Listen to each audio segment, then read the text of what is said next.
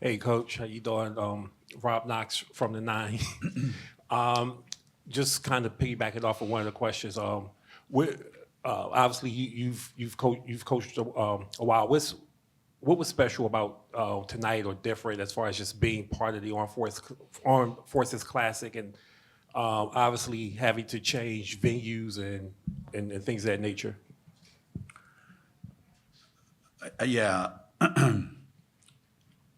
when it was first talked about, obviously it was a different a different experience. Flying overseas, going to a different country, being on a base. It involved a lot of things that would have been pretty incredible to experience. So when it didn't come through, I never thought of this as being like a consolation prize. This place is pretty amazing. It's pretty special. I have been here, with the national team. We were here for a week when I was coaching the Olympic team, so I knew what we were in for, and I knew the players once they got around the midshipmen and had a chance to interact with them and listen to their stories. I knew it would be pretty special for them. Just, I think Sarah said it, AZ as well. The see kids their age and the standard that they have and the professionalism that they carry themselves with, and I think all those things are worthwhile. To have a basketball game, I think is just added benefit, but I don't think the experience can be replicated just by playing a regular college game just anywhere. Hey, Coach. Jalen Holmes with Double Tech Sports.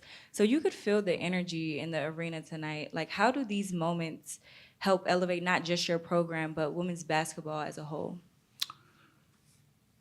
You try to do things like this for that reason, to bring some more awareness, and as much as the awareness has improved over the last couple of years, especially, I think it's important to make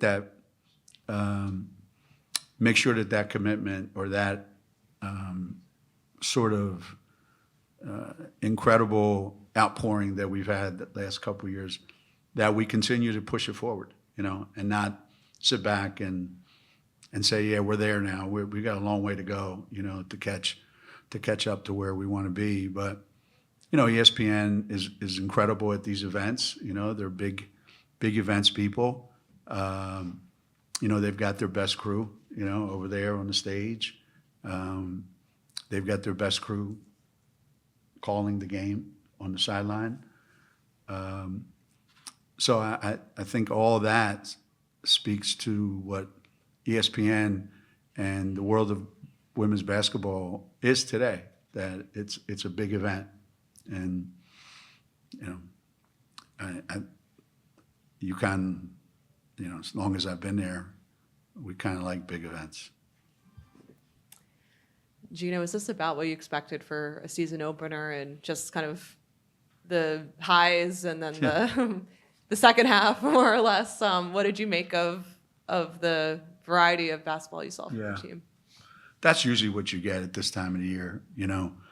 I told the team in the locker room, if you'd have said, hey, you're going to go down there and you play a pretty good Louisville team and you're going to be up 28, I would go, well, that's kind of stupid because no one expects that. So then all of a sudden you're up 28, and is that as important as the way we got there? The way we got there was pretty cool. Not making any threes and still getting up 28. You would say it's not an easy thing to do. We didn't shoot free throws, and we didn't make threes, and we're up 28. So that's pretty significant for our part. To think that then all of a sudden Louisville was just going to let us win by 40, that's probably not realistic. So in the second half, not surprised at all by their run, not surprised at all by that we got sloppy, surprised that we missed so many open shots because that's generally what we're pretty good at. But we got to see people in real action, and we have enough. Let me put it this way. I don't ever want to walk off a court this year because we're UConn and we're defending national champions and we're preseason #1 and make wins feel like losses because we didn't win by enough. We didn't win the right way. We had too many lulls. We were too sloppy. Today we were a typical basketball team. A little bit better than typical, but generally speaking, that's what happens in basketball games. You have peaks and valleys. You play really well. You don't play well. You shoot good. You don't shoot good. So for the first game out, I thought it was a tremendous success. Yeah. Geno, just in terms of the offense, I mean, especially against a 2-3 zone, I know it's hard to kind of break a 2-3 zone, especially when, you have the guards up top and collapsing, but it seemed like the guards were being able to be spread out. I mean, what can you say about your wings and how they were able to collapse the defense and then allow you to kick the ball outside to the corner and nail those threes when you could? Yeah. Coming out of the first half, we knew that it was going to be a different defensive style that we were going to have to play against. They weren't just going to keep doing what they were doing. So the only thing we talked about was getting the ball into the middle of the zone, which we did, and then finding our shooters, which we did. And if we'd have made half the ones we missed, then, it would have been a different story. But zones are really good when you miss, because then if you're not careful, you keep missing, and the zone stays a zone. You make 3 or 4 out of 10, the zone goes back to man-to-man. So I'm not surprised that we had to go against a different defense, and we'll take all those shots that we got any day of the week and feel good about it. I think we just got to do a better job of scoring in the lane,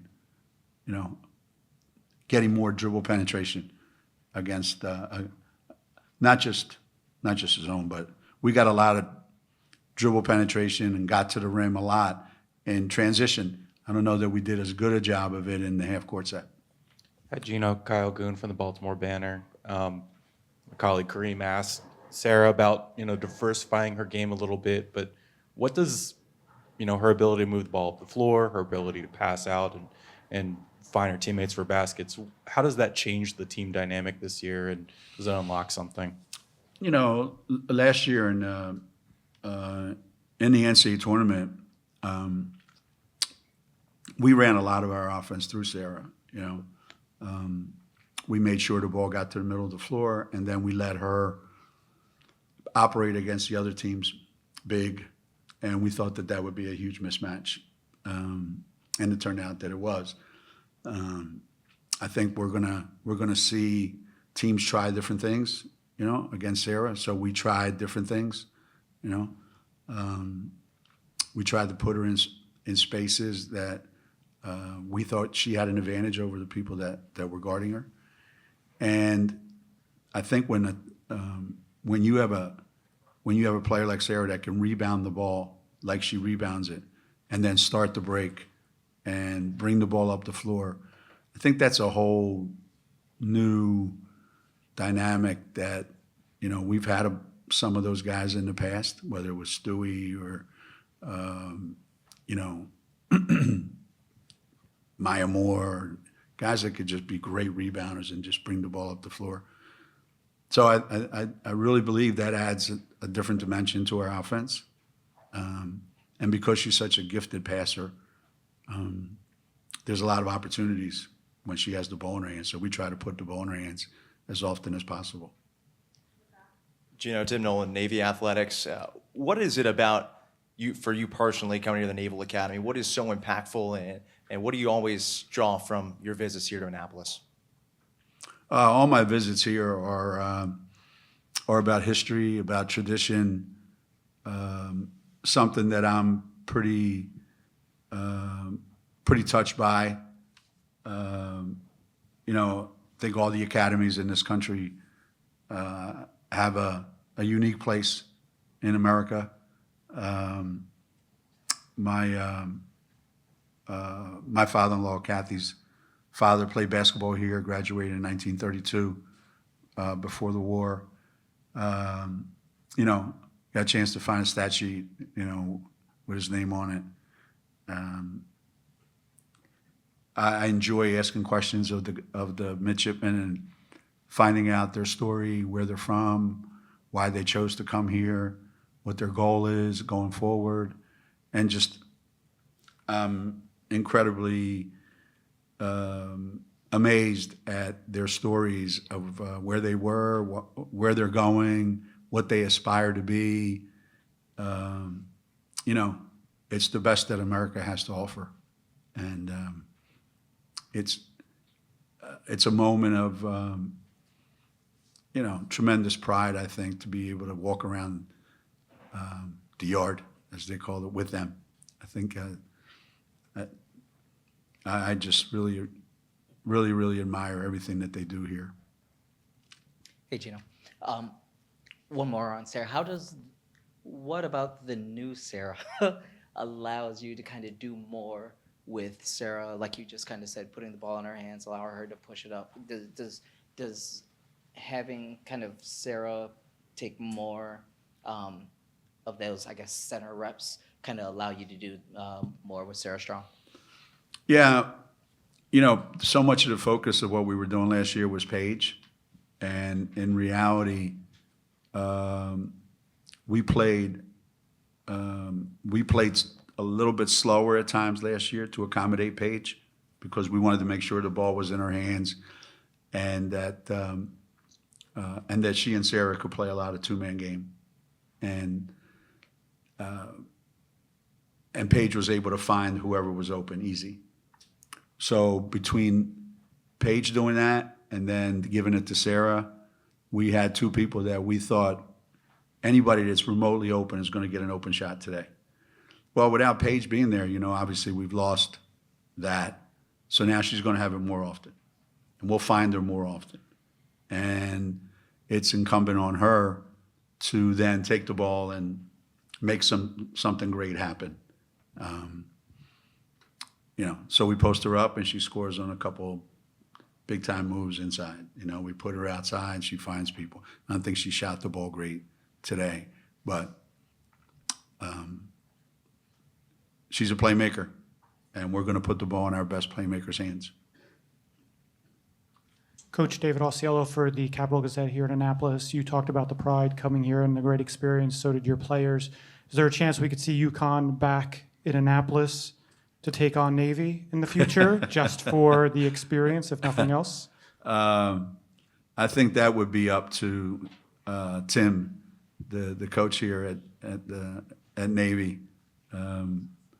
I would think that would have to come from him, and if he wanted to, you know, we have to come down this way anyway to play Georgetown, so it'd be a pretty easy trip for us. And I would never pass up an opportunity to play here, to be here. Thanks, Coach. Jeff Walt's coming in next.